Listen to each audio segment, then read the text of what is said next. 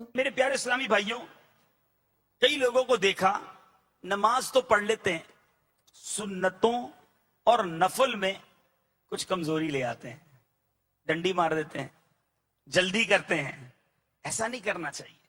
کتنی فضیلت ہے، اتنی بڑی نعمت سے آپ محروم ہو رہے ہیں۔ مسجد تک بھی آ گئے، وضو بھی کیا، وقت بھی نکالا، نماز بھی پڑھی، اور سنتیں اور نفل چھوڑ کر جا رہے ہیں۔ ایسا نہ کریں۔ یہ آپ رحمت کے دریا سے بہت کچھ لے جا سکتے تھے۔ سنیے اور جھومیے۔ فرض نماز کی تو کیا ہی شان ہے، ارے جو فرض کے ساتھ سنتیں اور نوافل ہیں، ذرا ان کے فضائل بھی سنتے جائیے۔ اور آج معراج کا تحفہ جو نماز ہمیں عطا ہوئی ہے، اس کے مزید فضائل سن کر اپنے دل میں یہ نیت مضبوط کرتے جائیے کہ ہم نے پابندی کے ساتھ نماز کو ادا کرنا ہے۔ ام المومنین حضرت سیدتنا ام حبیبہ بنت ابی سفیان رضی اللہ تعالی عنہا فرماتی ہیں، میں نے خاتم المرسلین صلی اللہ تعالی علیہ وسلم کو فرماتے ہوئے سنا، جو مسلمان اللہ عز و جل کی رضا کے لیے روزانہ 12 رکعت نوافل ادا کرے گا، اللہ عز و جل اس کے لیے جنت میں ایک گھر بنائے گا۔ اب میرے پیارے اسلامی بھائیو، وہ 12 رکعتیں کون سی ہیں؟ 4 رکعتیں ظہر سے پہلے، 2 رکعتیں ظہر کے بعد، یہ جو سنتیں ہیں ان کا ذکر ہو رہا ہے، اور 2 رکعتیں مغرب کے بعد، 2 رکعتیں عشاء کے بعد، اور 2 رکعتیں فجر سے پہلے۔ یہ جو پورے دن میں سنتیں ہیں، ٹھیک ہے، وہ اگر کوئی پابندی سے ادا کر لے تو یہ 12 رکعتوں والی فضیلت، جنت میں گھر ملنے والی فضیلت اسے حاصل ہو جائے گی۔ اب ظہر کی سنتیں کس قدر مبارک ہیں، ذرا غور سے سنیے۔ ام المومنین سیدتنا عائشہ صدیقہ رضی اللہ تعالی عنہا روایت فرماتی ہیں، مسلم شریف کی حدیث ہے، نور کے پیکر تمام نبیوں کے سرور صلی اللہ تعالی علیہ وسلم نے فرمایا، فجر کی 2 رکعتیں دنیا اور جو کچھ اس دنیا میں ہے سب سے بہتر ہے، اور ایک روایت میں ہے کہ یہ 2 رکعتیں مجھے ساری دنیا سے زیادہ محبوب ہیں۔ فجر سے پہلے والی یہ 2 سنتیں ہیں، اس کی فضیلت بھی آپ نے سنی۔ اب فجر سے آتے ہیں ظہر کی طرف۔ سیدتنا ام حبیبہ رضی اللہ تعالی عنہا فرماتی ہیں، میں نے سرکار والا تبار، ہم بے کسوں کے مددگار، شفیع روز شمار، 2 عالم کے مالک و مختار، حبیب پروردگار صلی اللہ تعالی علیہ وسلم کو فرماتے ہوئے سنا، جو شخص پابندی کے ساتھ ظہر سے پہلے اور بعد میں 4 رکعتیں ادا کرے گا۔ ظہر سے پہلے کی 4 سنتیں، پھر 2 سنتیں اور 2 نفل، ٹھیک ہے۔ شارٹ والی نماز کچھ لوگوں نے بنا لی ہے۔ کسی سے پوچھو، بچوں کو بھی یہی یاد ہوتا ہے، بیٹا ظہر میں کتنی رکعتیں؟ 4 4 2، تو آخری والی 2 کہاں گئی؟ وہ تو گھر والے پڑھتے ہی نہیں۔ اچھا عصر میں کتنی ہے؟ 4، وہ پہلے والی 4 کہاں گئی؟ نہیں، ہمیں تو یہی بتایا 4 پڑھنی ہے۔ مغرب 3 2، عشاء 4 2 3۔ ارے شروع سے یہ ٹریننگ دے دی کہ یہی شارٹ والی نماز ہی پڑھنی ہے، سنتیں نوافل سنتیں غیر موقدہ نہیں۔ خود بھی پڑھیں، اپنے بچوں کو بھی ذہن دیں کہ یہ رحمتیں اور برکتیں لوٹنے والے کام ہیں، اسے کیوں محروم رہیں۔ اب کیا ہوا؟ فرمایا، جو شخص پابندی کے ساتھ ظہر سے پہلے اور بعد میں 4 رکعتیں ادا کرے گا، اللہ عز و جل اس پر جہنم کو حرام فرما دے گا۔ جبکہ ایک روایت میں ہے کہ اس کے چہرے کو جہنم کی آگ کبھی نہ چھو سکے گی۔ یہ ظہر کی پہلے 4 رکعتیں اور بعد کی 4 رکعتوں کی فضیلت سنیے۔ اب عصر سے پہلے 4 رکعتیں پڑھتے ہیں، اس کی فضیلت بھی سن لیں۔ حضرت سیدنا ابن عمر رضی اللہ تعالیٰ عنہ سے روایت، نور کے پیکر تمام نبیوں کے سرور صلی اللہ تعالی علیہ وسلم نے فرمایا، اللہ عز و جل اس شخص پر رحم فرمائے جو عصر سے پہلے 4 رکعتیں ادا کرتا ہے۔ ایک اور جگہ میرے آقا نے فرمایا، جو عصر سے پہلے 4 رکعتیں ادا کرے گا، اللہ عز و جل اس کے بدن کو جہنم پر حرام فرما دے گا۔ دکان پہ بیٹھے رہیں گے، اذان ہوئی، ارے ابھی تو اذان ہوئی ہے، ابھی تو 10 منٹ باقی ہیں، بیٹھو بیٹھو، ابھی بھی 5 منٹ ہیں، ارے ابھی جب اقامت ہوگی چلیں گے تو رکوع تک پہنچ جائیں گے۔ بالکل لاسٹ مومنٹ میں مسجد میں آنا ہے, باتیں کر رہے ہیں, ٹیلی فون پر بات, مستی مذاق کا وقت. ارے اگر 10 منٹ پہلے آ گئے, 4 رکعتیں ادا کر لی, جہنم سے نجات کا مشتہ مل رہا ہے, تو میرے پیارے اسلامی بھائیوں یہ سودا مہنگا نہیں ہے. حضرت سیدنا ابو ہریرہ رضی اللہ تعالیٰ سے روایت ہے, ابن ماجہ کی حدیث ہے, میرے آقا صلی اللہ تعالی علیہ وسلم نے فرمایا جو مغرب کے بعد 6 رکعتیں اس طرح ادا کرے کہ ان کے درمیان کوئی بری بات نہ کہے, تو یہ 6 رکعتیں 12 سال کی عبادت کے برابر ہوں گی.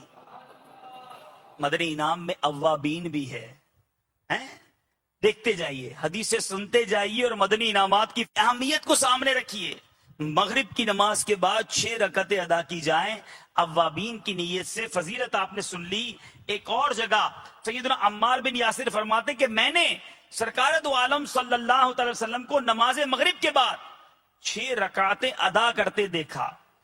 آپ صلی اللہ تعالی علیہ وسلم نے فرمایا کہ جو مغرب کے بعد 6 رکعتیں ادا کرے گا اس کے گناہ معاف کر دیے جائیں گے, اگرچہ سمندر کے جھاگ کے برابر کیوں نہ ہو. اب بتاؤ اس قدر بابرکت ہیں یہ اوابین اور یہ مغرب کے بعد کے 6 نوافل.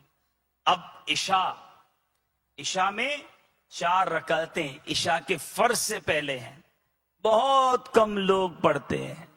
اتنا کچھ ملتا ہے اور میں روز چھوڑ دیتا ہوں. آپ کو کوئی کہ جناب آپ نے اپنی دکان پر یہ کام کر رہے ہیں نا, روزانہ ایک چھوٹا سا کام یہ بھی کر لیں آپ کے پیسے ڈبل ہو جائیں گے. آپ بولیں یار ایک کیوں دے رہے, 2 دے دو, پیسے 3 گنا کر دینا. تو جب کسی تھوڑے سے کام کرنے سے بینیفٹ زیادہ ہو وہ کام ہم فوری کر لیتے ہیں. اب مسجد میں آ کر وضو کر کے نماز پڑھنے آئی گئے, اب پھر سنتیں چھوڑ دی, نفل چھوڑ دیا, اتنی بڑی فضیلت چھوڑ دی. عشاء سے پہلے کے 4 سنتیں. میرے پیارے اور محترم اسلامی بھائیوں, حضرت انس رضی اللہ تعالیٰ عنہ سے روایت, شہنشاہ ابرار صلی اللہ تعالی علیہ وسلم نے فرمایا ظہر سے پہلے 4 رکعتیں عشاء کے بعد 4 رکعتیں ادا کرنے کی طرح ہیں, اور عشاء کے بعد 4 رکعتیں ادا کرنا شب قدر میں 4 رکعتیں ادا کرنے کے برابر ہے. شب قدر کی 4 رکعتوں سے برابر. اسی طرح میرے پیارے اور محترم اسلامی بھائیوں, خوش نصیب ہے وہ لوگ جو رات کو بھی تہجد پڑھتے ہیں.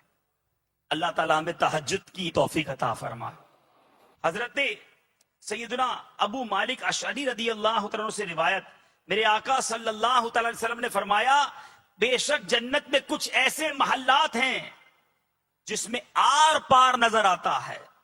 اللہ عز و جل نے وہ محلات ان لوگوں کے لیے تیار کیے ہیں جو محتاجوں کو کھانا کھلاتے ہیں, سلام کو عام کرتے ہیں, اور رات کو جب لوگ سو رہے ہوتے ہیں تو نماز پڑھتے ہیں. آج بڑی مبارک رات ہے, بڑی ہی یادگار اور بابرکت رات ہے.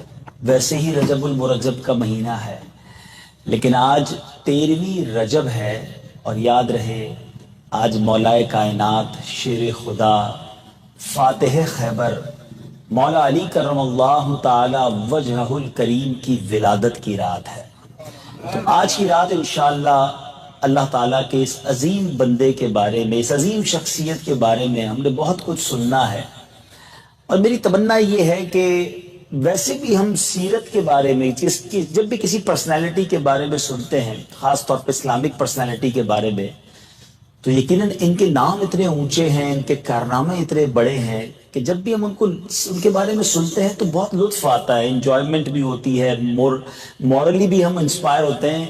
مگر میں یہ چاہوں گا کہ آج ہم مولا علی کرم اللہ تعالی وجہ الکریم کے بارے میں سنتے بھی چلے جائیں, اور ساتھ ساتھ اپنی سیرت میں, اپنی ذات میں بھی ہم کچھ نہ کچھ امپلیمنٹیشن کی نیت بھی کرتے جائیں. میں انشاءاللہ بات بھی کرتا جاؤں گا, ان کی سیرت کو بھی ڈیفائن کروں گا, اور ساتھ ساتھ کوئی نہ کوئی لیسن, کوئی نہ کوئی سبق جو ہم سب کے لیے اس واقعے سے, اس پوائنٹ سے ہمیں سیکھنے کو ملے گا, وہ بھی ڈیفائن کرنے کی کوشش کروں گا. گویا انشاءاللہ کوشش کروں گا کہ کچھ مہکتے ہوئے پھول سیرت مولا علی سے آپ کی طرف بڑھاؤں, آپ بھی اپنے دل کے مدنی گلدستے میں اسے سجاتے جائیے۔ درود پاک پڑھنے کے بے شمار فضائل و برکات ہیں۔ آج فضائل درود میں بھی جو ہم نے خوبصورت واقعہ سننا ہے وہ بھی سیدی مولا علی کرم اللہ تعالی وجہ الکریم ہی کی ایک خوبصورت سیرت سے متعلق ہے۔ آپ ہی کا ایک بڑا پیارا واقعہ ہے کہ ایک بار کسی بھکاری نے، نان مسلمز، غیر مسلم کھڑے تھے، ان کے پاس جا کر سوال کیا کہ میری کوئی مدد کرو۔ تو انہوں نے مذاقاً، سامنے ہی قریب ہی مولا علی کرم اللہ تعالی وجہ الکریم کھڑے تھے، تو اس بھکاری کو انہوں نے مذاقاً کہا کہ جاؤ اور جو سامنے ہیں ان سے مانگ لو، وہ تمہیں دے دیں گے۔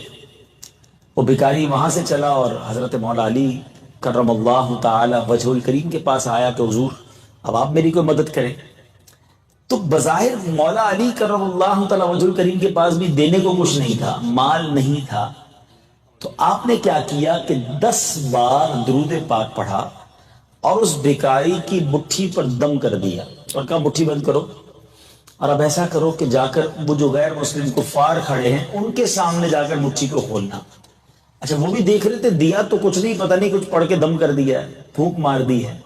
تو بھکاری نے مٹھی بند کی اور جا کر ان کے سامنے جب کھولی تو اس میں 1 دینار موجود تھا۔ اور جب وہ یہ کرامت دیکھی مولا علی کرم اللہ تعالی وجہ الکریم کے، تو وہ کفار کلمہ پڑھ کر مسلمان ہو گئے۔ تو اس میں 2 باتیں پتہ چلی کہ درود پاک کے بے شمار فضائل و برکات ہیں، اور سبحان اللہ سیدی شیر خدا مولا علی کرم اللہ تعالی وجہ الکریم وہ عظیم ہستی ہیں کہ جن کی کرامتیں بے شمار ہیں۔ آج ہم کرامتوں پر بہت زیادہ بات نہیں کریں گے، ورنہ تو ایسے امیزنگ واقعات ہیں کہ ہم ساری رات بیان کرتے رہیں کہ سیدی مولا علی کرم اللہ تعالی وجہ الکریم کو اللہ تبارک و تعالیٰ نے کتنے کمالات سے نوازا تھا۔ اتنا کلوز ریلیشن نبی پاک علیہ الصلوۃ والسلام سے آپ کا ہے۔ آپ سنیں گے آگے کہ ایمان تازہ ہو جائے گا کہ آپ کی جو اپ کمنگ ہوئی ہے، کس طرح آپ بچپن سے بڑھاپے کی طرف اور جوانی کی طرف گئے ہیں، آپ کی جو نشو نما ہوئی ہے سبحان اللہ، وہ کس کی گود میں ہوئی ہے، کس کی باتیں سن کر ہوئی ہے۔ اب آگے بڑھے ہیں تو کیسے بڑھے ہیں سبحان اللہ، آگے سنتے جائیں گے، مگر ایک ایمان افروز واقعہ پہلے میں سنانا چاہوں گا۔ ایک بار مولا علی کرم اللہ تعالی وجہ الکریم مقام صفین کے قریب سے گزر رہے تھے، تو لشکر ایک ایسے مقام پر رکا کہ جہاں پانی نہیں تھا، پورا لشکر پیاس سے بے چین تھا، اور پانی دور دور تک نہیں، وضو بھی کرنا ہے، پانی بھی پینا ہے، جانور بھی پیاسے ہیں۔ تو وہاں ایک گرجا گھر تھا، عیسائیوں کا جو گرجا گھر ہوتا ہے، وہاں ایک راہب رہتا تھا جو دنیا سے دور رہ کر اکیلے عبادت کرتے ہیں۔ تو اس سے پوچھا گیا کہ بتاؤ پانی کہاں سے ملے گا؟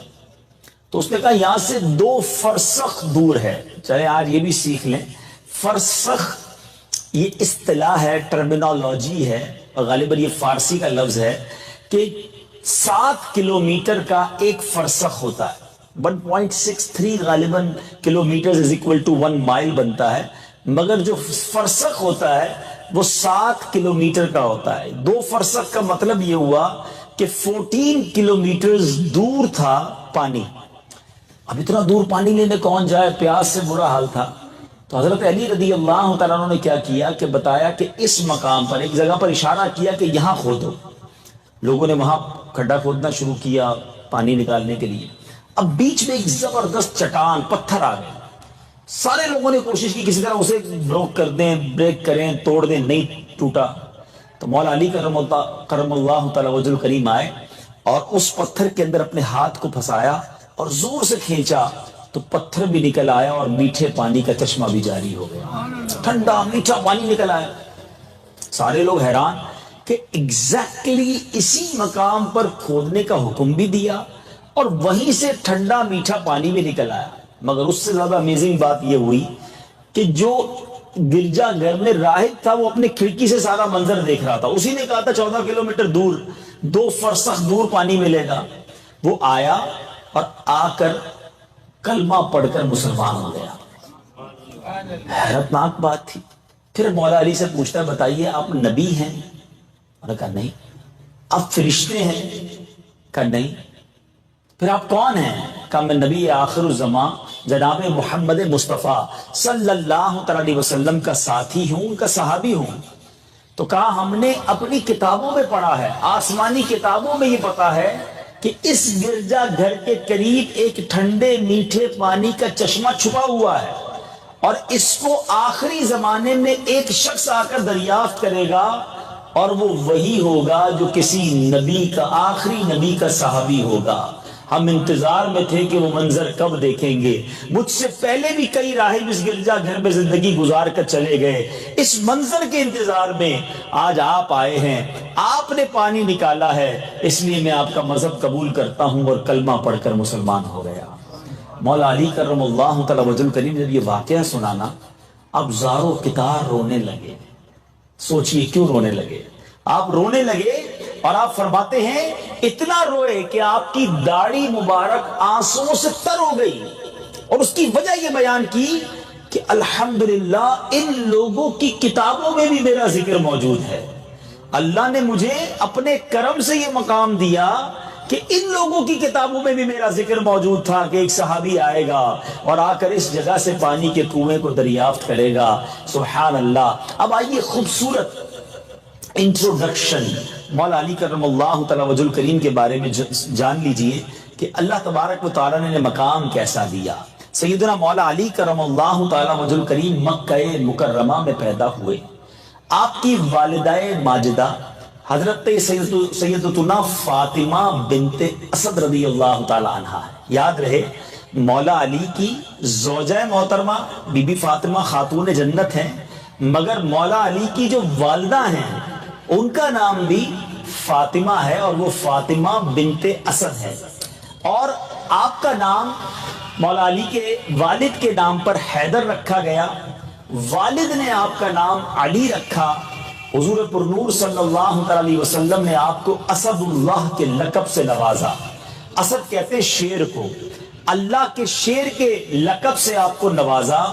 اس کے علاوہ مرتضی یعنی چنا ہوا یہ بھی، اور کرار، کرار کے معنی کیا ہے؟ حیدر کرار کہتے ہیں نا، کرار کے معنی ہے پلٹ پلٹ کر وار کرنے والا۔ آپ کا لقب کرار بھی ہے، شیر خدا، مولا مشکل کشا، یہ آپ کے مشہور القابات ہیں، اور نبی پاک علیہ الصلوۃ والسلام کے آپ چچا زاد بھائی ہیں، یعنی پیارے آقا علیہ الصلوۃ والسلام کے آپ گویا کزن ہیں۔ یاد رہے آپ خلیفہ چہارم ہیں، چوتھے خلیفہ ہیں، جانشین رسول، زوج بطول حضرت سیدنا علی بن ابی طالب کی کنیت ابو الحسن اور ابو تراب ہے۔ آپ کی کنیت ابو الحسن امام حسن کے نام کی وجہ سے، آپ کے بڑے صاحبزادے کی نام کی وجہ سے، اور ابو تراب کہتے ہیں مٹی والے کو۔ یہ کیوں کہا گیا یہ بھی ابھی آگے آپ سنیں گے۔ آپ نبی پاک علیہ الصلوۃ والسلام کی، کہ نبی پاک علیہ الصلوۃ والسلام کے چچا ابو طالب کے فرزند ہیں۔ عام الفیل یعنی جب یہ اصحاب فیل والا واقعہ ہوا تھا، اس کے 30 سال بعد جب نبی پاک علیہ الصلوۃ والسلام کی عمر مبارک بھی 30 سال تھی، یعنی پیارے آقا سے 30 سال عمر میں چھوٹے ہیں، نبی پاک کی 30 سال کی جب عمر ہوئی تو 13 رجب المرجب جمعہ کا دن تھا۔ مولا علی کرم اللہ تعالی وجہ الکریم خانہ کعبہ کے اندر پیدا ہوئے۔ آپ کی ولادت مکہ مکرمہ میں خانہ کعبہ کے اندر ہوئی۔ سبحان اللہ۔ آپ کی والدہ ماجدہ کا نام فاطمہ بنت اسد ہے۔ آپ 10 سال کی عمر میں ہی دائرہ اسلام میں داخل ہو گئے۔ اچھا یہ کیسا ہوا؟ پیارے آقا نے اعلان نبوت 40 سال کی عمر میں کیا، تو جیسے ہی پیارے آقا علیہ الصلوۃ والسلام نے اعلان نبوت کیا، اسلام کا پیغام دیا، تو فرسٹ آف آل، یعنی ایک روایت یہ بھی ملتی ہے کہ سب سے پہلے ایمان لانے والے مولا علی ہیں، ایک روایت یہ ملتی ہے کہ حضرت خدیجہ ہیں، ایک روایت یہ ملتی ہے کہ سیدنا ابو بکر صدیق ہیں۔ تو علماء نے اس کو زبردست طریقے سے کیٹیگرائز کیا کہ سب سے پہلے مردوں میں جو ایمان لائے وہ حضرت ابو بکر صدیق ایمان لائے، سب سے پہلے عورتوں میں جو ایمان لائیں وہ حضرت خدیجۃ الکبریٰ رضی اللہ تعالی عنہا ایمان لائیں، اور سب سے پہلے بچوں میں یا لڑکوں میں اس عمر کے لوگوں میں جو ایمان لائے وہ مولا علی کرم اللہ تعالی وجہ الکریم ایمان لائے۔ سبحان اللہ۔ اب 10 سال کی عمر ہے، اسلام قبول کر لیا ہے، اور نبی پاک کی گویا گود ہے، آقا کی تربیت ہے، نبی پاک کی باتیں ہیں، پیارے آقا علیہ السلام کی آغوش ہے۔ فرام دا چائلڈہڈ مولا علی کرم اللہ تعالی وجہ الکریم کی جو تربیت ہوئی ہے، سبحان اللہ، وہ نبی پاک علیہ السلام نے گویا تربیت فرمائی۔ آپ نبی پاک کے ساتھ تمام ہی غزوات میں بڑے آگے رہ کر آپ کے ساتھ شرکت کی، غزوہ بدر، غزوہ احد، غزوہ خندق، تمام اسلامی جنگوں میں بے پناہ شجاعت کے ساتھ آپ شرکت کرتے رہے۔ کفار کے بڑے بڑے نامور بہادر جو تھے وہ آپ کی تلوار ذوالفقار کے قاہرانہ وار کی وجہ سے واصل نار ہوئے۔ مولا علی حضرت عثمان غنی رضی اللہ عنہ کی شہادت کے بعد آپ کے ہاتھ پر مہاجرین و انصار نے بیعت کی، آپ خلیفہ چہارم بنے، امیر المومنین بنے۔ 4 برس 8 ماہ 9 دن آپ مسند خلافت پر رہے۔ آپ کی جو حکومت تھی، جو خلافت تھی، وہ 4 years 8 months and 9 days، یہ آپ کا ڈیوریشن تھا۔ 17 یا 19 رمضان کو ایک ظالم نے آپ پر قاتلانہ حملہ کیا، اور 21 رمضان اتوار کی رات آپ نے جام شہادت نوش کیا۔ یہ چھوٹا سا جس کو آپ کہیے انٹروڈکشن تھا، ورنہ آپ کی ہستی وہ ہے کہ کئی کتابیں لکھ دی جائیں، کئی بیانات کیے جائیں۔ اللہ تعالیٰ نے جو مقام آپ کو عطا کیا تھا، ابھی آپ مزید جب واقعات سنیں گے تو ریئلائز ہوگا کہ کیسی شاندار آپ کی تربیت ہوئی تھی۔ ایک بڑی امپورٹنٹ بات، صحابہ کرام علیہ رضوان کا ہم جب بھی نام لیتے ہیں تو ہم کہتے ہیں رضی اللہ تعالی عنہ۔ مولا علی کے نام کے ساتھ کرم اللہ تعالی وجہہ الکریم کچھ ڈفر ہے نا، یہ کیوں کہا جاتا ہے؟ بڑی خوبصورت اس کی وجہ ہے، کرم اللہ تعالی وجہہ الکریم، یعنی اس کے پہلے تو معنی سمجھ لیجئے کہ کرم اللہ تعالی وجہہ الکریم کے معنی ہے کہ اللہ تبارک و تعالی نے آپ کے چہرے کو اللہ تبارک و تعالیٰ اور عزت اور برکت نصیب فرمائے، اس پر اور رحمتوں کا نزول فرمائے۔ اس کی وجہ یہ ہے کہ آپ کے جب قریش مبتلا قحط ہو گئے تھے، قحط کا وقت آیا تھا، تو پیارے آقا علیہ السلام ابو طالب پر تخفیف عیال، یعنی بال بچوں کا بوجھ کچھ کم ہو جائے، اس لیے نبی پاک حضرت مولا علی کو بچپن ہی میں اپنی بارگاہ میں لے آئے تھے، یعنی گویا نبی پاک نے اپنے ساتھ ہی انہیں رکھ لیا تھا۔ مولا علی نے پیارے آقا علیہ السلام کے آغوش مبارک میں پرورش پائی، بچپن ہی سے جو آنکھیں کھولی تو نبی پاک کا چہرہ دیکھا، آواز سنی تو پیارے آقا کی آواز سنی، نبی پاک نے جیسے ہی اعلان نبوت کیا آپ ایمان لے آئے، اولین نماز پڑھنے والوں میں آپ شامل ہو گئے۔ گویا کبھی زندگی میں کسی بت کو سجدہ نہیں کیا، کسی اور کو خدا نہیں مانا، ماتھا کسی اور کے آگے نہیں ٹیکا۔ زندگی میں جب سے ایمان آنکھیں کھولی، نبی پاک کی آغوش میں آنکھیں کھولی، تو آپ کے چہرے کو اللہ نے شروع ہی سے ان تمام چیزوں سے بچائے رکھا، عزت عطا فرمائی، اس لیے آپ کا لقب کرم اللہ تعالی وجہہ ہو گیا۔ سبحان اللہ۔ اور میرے میٹھے اسلامی بھائیوں، اب نبی پاک نے کرم کیسا کیا، اپنی لاڈلی شہزادی حضرت سیدتنا فاطمہ الزہرا رضی اللہ تعالی عنہا آپ کی زوجیت میں آئیں، ان کے ساتھ نبی پاک نے نکاح فرمایا۔ بڑے شہزادے حضرت امام حسن تھے، اس لیے آپ ابو الحسن کہلائے۔ اب آئیے بتاتا ہوں ابو تراب کیوں کہتے ہیں۔ ابو تراب مٹی والا۔ ایک بار نبی پاک علیہ السلام بی بی فاطمہ کے گھر آئے اور معلوم کیا کہ مولا علی کہاں ہے۔ پتہ چلا کہ وہ گھر سے باہر گئے ہیں۔ پیارے آقا علیہ السلام کے پیچھے گئے تو آپ ایک مٹی کے ڈھیر پر لیٹے ہوئے تھے، چادر جسم سے ہٹ گئی تھی تو وہ مٹی جو ہے آپ کے جسم پر لگ گئی۔ نبی پاک نے فرمایا قم یا ابا تراب، اٹھ جاؤ اے مٹی والے۔ حضرت مولا علی کہتے ہیں جب سے نبی پاک نے مجھے ابو تراب کہا ہے، مجھے اپنے سارے ناموں سے زیادہ اچھا نام یہ لگنے لگ گیا ہے۔ سید اعلیٰ حضرت لکھتے ہیں اس نے لقب خاک شہنشاہ سے پایا، جو حیدر کرار کے مولا ہے ہمارا۔ تو سبحان اللہ، ابو تراب آپ کا لقب بنا۔ ایک اور خوبصورت کرامت سنتے ہیں اور پھر آپ کی سیرت کے خوبصورت پہلوؤں کی طرف، جس سے مجھے اور آپ کو آج کچھ سیکھ کر اٹھنا ہے۔ کچھ محبت تو ہم سب کرتے ہیں نا، پنجتن پاک سے محبت کرتے ہیں، اہل بیت اطہار سے محبت کرتے ہیں، مولا علی کے سارے ہی چاہنے والے ہیں۔ نبی پاک اتنی محبت جن سے کریں، ہم کیوں نہ ان سے محبت کریں، مگر آج ان کی سیرت سے کچھ سیکھ کر جانا ہے۔ پہلے ایک بڑا خوبصورت آپ کی کرامت سنتے ہیں۔ ایک مرتبہ نہر فرات میں زبردست طغیانی آ گئی، ٹھیک ہے نا، پانی اوور فلو ہونے لگا، لوگ اس بات سے ڈر گئے کہ کہیں سیلاب نہ آ جائے، فلڈ نہ آ جائے۔ تو لوگوں نے کہا مولا علی کی بارگاہ میں آئے کہ حضور کرم کیجئے، we are very near to flood, overflow ہو رہا ہے نہر فرات۔ مولا علی کرم اللہ تعالی وجہ الکریم نے کیا کیا؟ پیارے آقا کا جبہ مبارک پہنا، نبی پاک کا امامہ سجایا، پیارے آقا کی چادر پہنی اور گھوڑے پر سوار ہوئے، حسنین کریمین کو بھی ساتھ لیا، نہر فرات کے کنارے پر گئے اور آپ نے 2 رکعت نماز ادا کی۔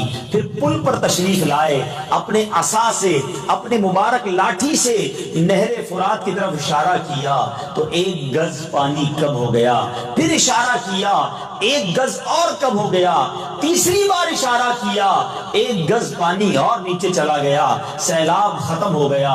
لوگوں نے عرض کی یا امیر المومنین اب بس کیجئے، اب پانی کافی نیچے چلا گیا ہے۔ سبحان اللہ، میرے میٹھے اسلامی بھائیوں، اللہ نے اپنے نیک بندوں کو کیسا مقام اور کیسا مرتبہ عطا فرمایا۔ اب پچھلے دنوں ہی خواجہ خواجگان خواجہ غریب نواز کا عرس ہم نے منایا، شیخ رجب المرجب ان کی یاد دلاتی ہے۔ مولا علی نے نہر فرات کا پانی کم کیا تھا۔ آپ نے واقعہ تو سنا ہوگا کہ پرتھوی راج چوہان کے مریدوں نے، اس کے چیلوں نے خواجہ کے چاہنے والوں کو نہر جو وہاں کا انا ساگر تالاب تھا، پانی پینے سے منع کر دیا کہ پانی نہیں پی سکتے۔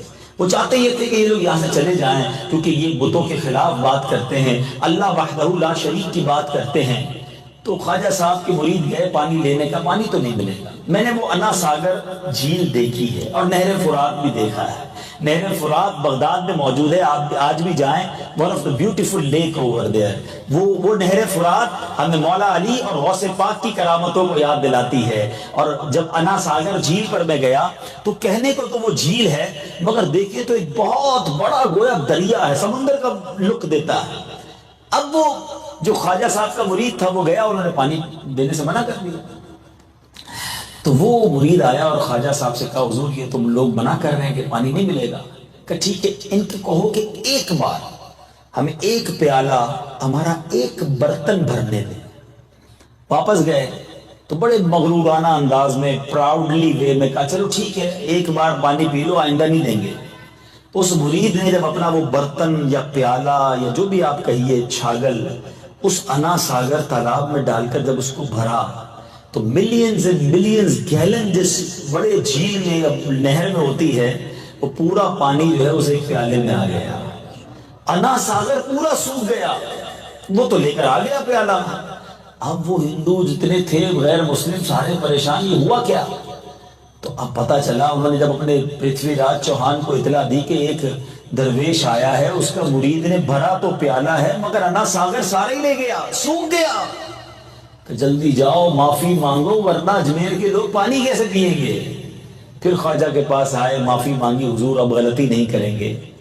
بزرگ ہی ہوتے ہیں، معاف کرنے والے ہوتے ہیں، کہ جاؤ واپس جا کر پیالہ جو ہے اس نہر میں ڈال دو۔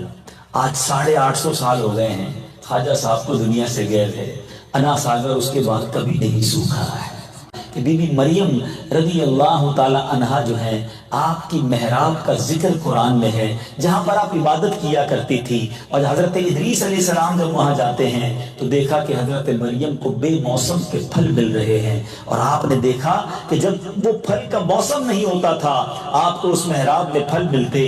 آپ نے پوچھا ہے مریم یہ پھل کہاں سے آئے؟ کہا مجھے اللہ دیتا ہے۔ حضرت مریم کی اس محراب میں رہ کر حضرت زکریا علیہ السلام نے جب دعا کی، اللہ نے انہیں اولاد عطا کی۔ تو پتہ چلا کہ قرآن میں بی بی مریم کی اس کرامت کا ذکر ہے۔ اسی طرح ایک اور خوبصورت واقعہ حضرت سلیمان علیہ السلام کا ہے کہ جب تخت بلقیس کو بلوانا تھا تو اس وقت کسی نبی نے نہیں، کسی صحابی نے نہیں، حضرت سلیمان کی قوم کے ایک عالم نے یا گویا ایک ولی نے کہا تھا کہ پلک جھپکتے میں یمن سے، ملک سبا سے وہ تخت آپ کے پاس مصر میں لے آؤں گا، اور یہ 100,000 کلومیٹر کا جو راستہ ہے، نہ جانے کتنے 1000 کلومیٹر تھے، پلک جھپکنے میں وہ تخت بلقیس وہاں پر آ گیا۔ اور یہ واقعہ بھی قرآن میں موجود ہے، تو پتہ چلا کہ کرامت کا تذکرہ قرآن میں موجود ہے، اور یہ سلسلہ اللہ نے اپنے نیک بندوں کو عطا کیا۔ اب اور آگے چلتے ہیں، مولا علی کرم اللہ تعالی وجہ الکریم کی سیرت کا ایک اور شاندار پہلو جو آج پہلا لیسن ہے ہم سب کے لیے، کہ آپ کے بارے میں آتا ہے کہ جب آپ سواری کرتے وقت گھوڑے کی رکاب میں پیر رکھتے تھے، میں اور آپ بھی گھوڑے پر پیر رکھتے ہیں، گھوڑے پر پیر رکھتے تھے تو تلاوت قرآن شروع کرتے، اور دوسری رکاب میں پاؤں رکھنے سے پہلے پورا قرآن مجید ختم کر لیتے تھے۔ اب یہ بھی کرامت ہے، اتنے شارٹ ٹائم میں کوئی قرآن پورا کیسے پڑھ سکتا ہے؟ لیکن اس سے پتہ کیا چلا کہ تلاوت قرآن کا آپ کو کتنا شوق تھا، آپ کتنا تلاوت قرآن کرتے تھے۔ سبحان اللہ، مولا علی کرم اللہ تعالی وجہ الکریم خود فرماتے ہیں کہ آپ کے بارے میں آتا ہے کہ اگر میں چاہوں تو سورہ فاتحہ کی تفسیر سے 70 اونٹ بھر دوں، یعنی اگر میں سورہ فاتحہ کی صرف تفسیر لکھنا چاہوں تو اتنے رجسٹر تیار ہو جائیں کہ 70 اونٹوں کو انہیں اٹھانا پڑ جائے۔ اتنا علم قرآن مولا علی کرم اللہ تعالی وجہ الکریم کے سینے میں موجود تھا۔ اور کیوں نہ ہو، نبی پاک فرماتے ہیں انا مدینۃ العلم وعلی بابھا، میں علم کا شہر ہوں اور علی اس کا دروازہ ہے۔ ایک اور جگہ نبی پاک فرماتے ہیں انا دار الحکمہ وعلی بابھا، میں حکمت کا گھر ہوں اور علی اس کا دروازہ ہے۔ اللہ تبارک و تعالی نے ایسا علم آپ کو عطا فرمایا، اور سبحان اللہ، آپ وہ عظیم ہستی ہیں کہ جن کا ذکر قرآن میں کتنے پیارے انداز میں موجود ہے۔ خود قرآن کی تلاوت فرمانے والے، قرآن کو اتنا سمجھنے والے۔ تھوڑا سا بریک لیتا ہوں، ہم قرآن کتنا پڑھتے ہیں، ہم قرآن کتنا انڈرسٹینڈ کرتے ہیں؟ پنجتن کے غلام مولا علی کی بڑی جناب محبتیں دل میں، امام حسین کی نیاز بنانے والے محرم میں خوب ان کی یاد کرتے ہیں، مگر ہے پنجتن کو ماننے والوں، اے اہل بیت اطہار کی محبت کا دم بھرنے والوں، میں آپ سے پوچھنا چاہتا ہوں، مولا علی تو گویا روز قرآن پورا ختم کریں، مولا علی کی سیرت کا ایک اور پہلو، آپ کے بارے میں قرآن کیا کہتا ہے؟ الذین ينفقون اموالهم فی سبیل اللہ ثم لا يتبعون ما انفقوا منا ولا اذى لهم اجرهم عند ربهم، وہ جو اپنے مال اللہ کی راہ میں خرچ کرتے ہیں پھر دیے پیچھے نہ احسان رکھیں نہ تکلیف دیں، ان کا انعام ان کے رب کے پاس ہے۔ یعنی اللہ کی راہ میں جب صدقہ کریں احسان نہ جتائیں، کسی پر کوئی بوجھ نہ بنے، تکلیف نہ پہنچائیں، پھر اللہ اس کا اجر عطا فرماتا ہے۔ اور مولا علی نے کیسا صدقہ کیا، سبحان اللہ۔ آج لوگ کہتے ہیں ہم کچھ چیریٹی کریں تو لوگوں کو پتہ چلنا چاہیے، کوئی ایڈورٹائزمنٹ ہو، کوئی اناؤنسمنٹ ہو، کوئی سوشل میڈیا پہ کمپین ہو جائے۔ مولا علی کا صدقہ ایسا ہے کہ صبح قیامت تک قرآن کی تلاوت ہوتی رہے گی، اور مولا علی کا جو صدقہ تھا اس کا ذکر ہوتا رہے گا۔ قرآن کہتا ہے الذین ينفقون اموالهم باللیل والنہار سرا وعلانیۃ فلهم اجرهم عند ربهم ولا خوف علیہم ولا هم يحزنون۔ ذرا سنیے گا مولا علی نے کیا کیا تھا، پہلے ترجمہ سن لیں۔ وہ جو اپنے مال خیرات کرتے ہیں رات میں اور دن میں، چھپے اور ظاہر، ان کے لیے ان کا نیک یعنی انعام حصہ ہے ان کے رب کے پاس، ان کو نہ کچھ اندیشہ ہو نہ کچھ غم۔ یہ کیوں کہا قرآن نے؟ آپ نے کیا کیا؟ آپ کے پاس 4 جو ہے وہ درہم تھے، چاندی کے سکے تھے، آپ کو اللہ کی راہ میں خرچ کرنے تھے۔ آپ نے کیا کیا؟ آپ نے ان 4 کو خیرات کیا۔ صرف 4 تھے، وہ 4 خیرات کر دیے، مگر کیسے کیا؟ ایک رات میں دیا، ایک دل میں دیا، ایک چھپ کر دیا اور ایک ظاہر کر کے دیا۔ آپ نے چاہا کہ کسی ذریعے سے اللہ کی بارگاہ میں قبول ہو جائے، چاروں انداز سے صدقہ دیا، اور اللہ کو یہ انداز ایسا پسند آیا کہ آپ نے، اللہ تبارک و تعالیٰ نے آپ کے صدقے کو قرآن میں بیان فرما دیا کہ وہ لوگ جو اس طرح صدقہ کرتے ہیں صبح و شام، چھپا کر ظاہر، ان کا اجر اللہ کے پاس ہے۔ اے میرے میٹھے اسلامی بھائیوں، مولا علی کرم اللہ وجہ الکریم کی سیرت کے دو اور پہلو سامنے آئے۔ پہلا تو قرآن ہو گیا، اب دو اور پہلو۔ ایک تو سخاوت، چار تھے، چاروں صدقہ کر دیے۔ ادھر کروڑوں ہوتے ہیں مگر زکوٰۃ پوری نہیں دیتے، ڈیفیکلٹ فیل کرتے ہیں، کوئی نہ کوئی بہانہ ڈھونڈ دیں گے، یار کوئی ایسی ٹرک مل جائے کہ اتنی بڑی پراپرٹی ہے، اتنا بڑا بینک بیلنس ہے، یار میری تو کروڑوں زکوٰۃ بن جائے گی، کوئی فتویٰ ایسا لے آؤ، میں کوئی ایسی جگہ انویسٹمنٹ کر دوں کہ میری زکوٰۃ تھوڑی ہو جائے۔ استغفر اللہ، جس رب نے تمہیں کروڑوں دیے ہیں، تمہیں اس کا 2.5% دیتے ہوئے موت آتی ہے۔ آپ کو پتہ ہے قارون کیوں تباہ ہوا تھا؟ What is the reason? قارون بلینر تھا اس وقت کا، اتنا خزانہ تھا کہ اس کے خزانے کی چابیوں کو اٹھانے کے لیے ایک پوری جماعت چلتی تھی، اونٹوں کی قطاریں لگتی تھی، خزانے کے لیے نہیں، اس کی کیز کے لیے۔ تو اس کو حضرت موسیٰ علیہ السلام نے آرڈر دیا کہ تمہیں زکوٰۃ دینی ہے 1000 پر 1۔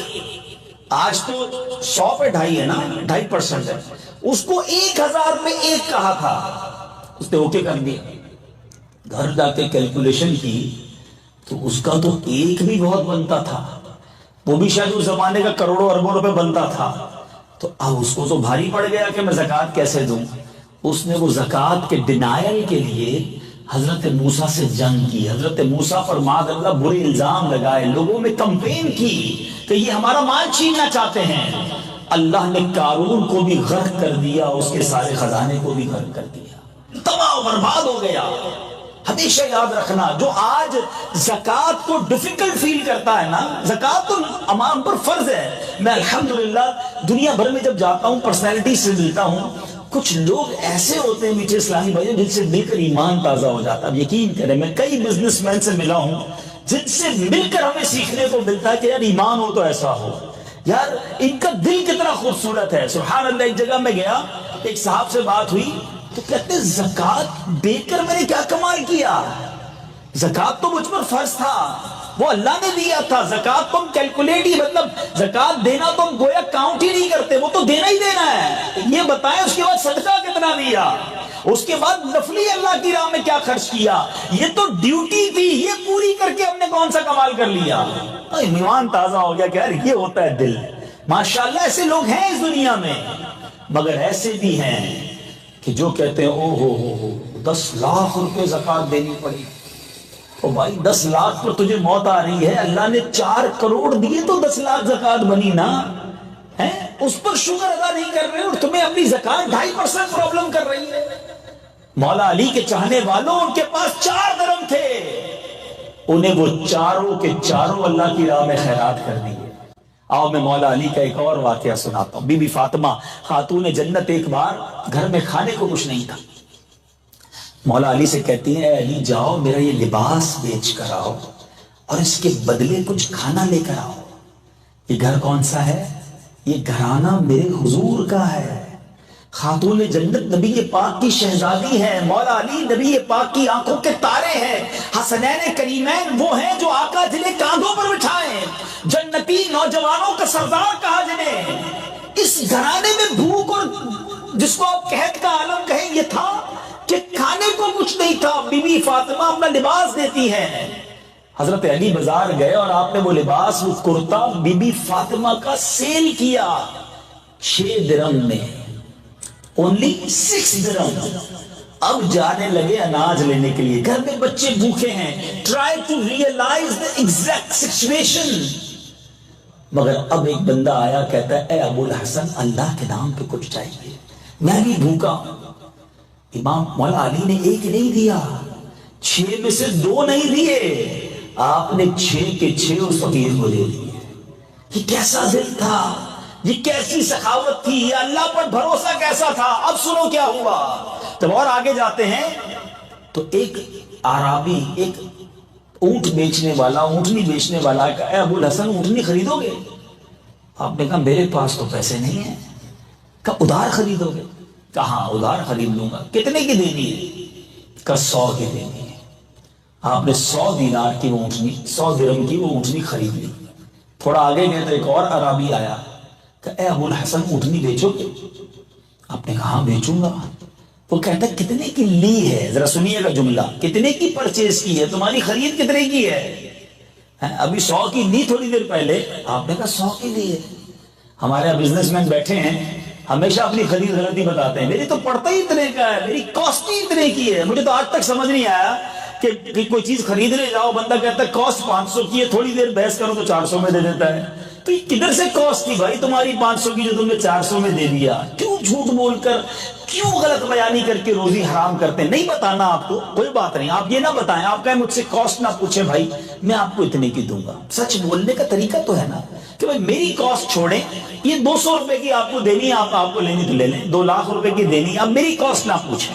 آپ اس کو منع کر سکتے ہیں لیکن جھوٹ بول دیتے ہیں. مولا علی کو دیکھیں, گھر میں کھانے کو کچھ نہیں ہے, سارا پیسہ غریب کو دے دیا ہے, اور وہ عربی, وہ عربی پوچھتا ہے کتنے کی اونٹنی لی؟ آپ نے کہا 100 کی. کہا اے علی 160 کی بیچو گے؟ کہا ہاں بیچوں گا. 160 کی بیچ دی. واپس تھوڑا آگے گئے تو وہی بندہ آ گیا جس نے 100 روپے, 100 دینار, 100 درہم ادھار میں اونٹنی بیچی تھی. کہا اے علی اونٹنی کہاں گئی؟ کہا بیچ دی. کہا میرے پیسے دے دو. آپ نے 100 اس کو دیے. خوشی خوشی گھر گئے سامان لے کر. بی بی فاطمہ کہتی اے علی کیا ہوا, یہ میرا لباس اتنا مہنگا کیسے بک گیا؟ آپ نے فرمایا میں نے اللہ سے کاروبار کیا تھا, میں نے اس کی راہ میں 6 دینار 6 درہم غالباً 6 درہم صدقہ کی, اللہ نے مجھے 60 درہم عطا فرما دیا. تو یہ وہ لوگ تھے پیچھے اسلامی بھائیوں, یہ اس طرح یہ گھرانہ سخاوت کرتا تھا. آج ہمارے اندر کیا سخاوت کا وصف ہے؟ کیا ہمیں اللہ کی راہ میں خرچ کرتے ہوئے خوشی محسوس ہوتی ہے یا ہم برڈن فیل کرتے ہیں؟ ایک بات یاد رکھیے گا, یہ ڈیلیبریٹلی اپنے اندر یہ وصف پیدا کرنا پڑے گا. میں مشورہ دے رہا ہوں کہ اگر کسی کو فیل ہوتا ہے نا کہ یار میں جب بھی کسی غریب کو کسی نیکی کے کام میں جب پیسے دینے لگتا ہوں تو مجھے بوجھ فیل ہوتا ہے, اب آپ کو یہ ریئلائز ہو گیا ہے نا, تو اب آپ اس کا علاج کیجئے, کیونکہ سخی جو ہے نا وہ اللہ کو پسند ہے, بخیل کنجوس اللہ کو پسند نہیں ہے. اگر خدا نہ خواستہ دل میں کنجوسی آ گئی ہے تو علاج ہو جائے گا اس کا طریقہ بتاتا ہوں میں آپ کو, لیکن پہلے ریئلائز تو کر لینا کہ ہاں یار یہ پرابلم نکلنا چاہیے. میں آپ کو ایک حدیث سناتا ہوں. پہلے حضرت ابو ہریرہ رضی اللہ تعالیٰ اس حدیث کے راوی ہیں. آپ فرماتے سخی, حدیث کا مضمون ہے, نبی پاک علیہ الصلوۃ والسلام فرماتے ہیں سخی 3 چیزوں کے قریب ہوتا ہے, close with 3 things and far from 1 thing, ایک چیز کے دور ہوتا ہے.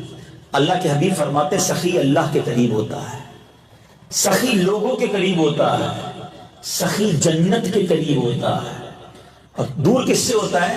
سخی جہنم سے دور ہوتا ہے. اب سوچ لیجیے. اور نبی پاک فرماتے بخیل کنجوس اسٹنجی یہ 3 چیزوں سے دور ہوتا ہے اور ایک کے قریب ہوتا ہے.